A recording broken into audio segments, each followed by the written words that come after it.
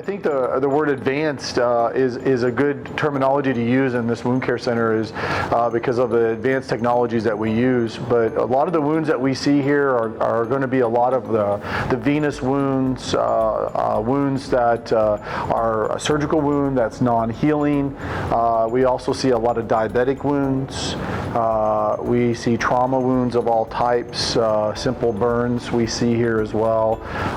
So I tell everybody that if you have a wound that just doesn't heal, you need to go to a wound care center, no matter what type of wound it is. After the initial evaluation of a wound, my time frame is if I do not see the wound healing at least 40% or 50% in 4 weeks as far as the size of the wound decreased in that amount of time, then that is what we call a stalled wound.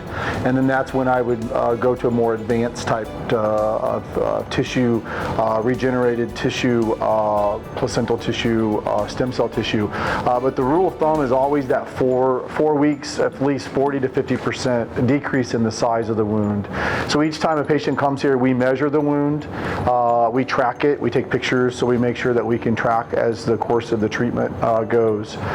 We also do the weekly debridements, which again turn those chronic wounds into a more acute wound to kind of help stimulate the healing. But if at the 4 weeks I'm stalling a wound out, that's when I'm going to go to advanced grafts, or I'm going to start using the hyperbaric oxygen therapy as a tool to help these wounds heal. My goal is to get the wound healed as quickly as I possibly can. On average, most wounds take usually around 2 to 3 months to heal if they're a chronic type wound. If I can cut that in half, my patients love it, I love it, and it's a win-win situation.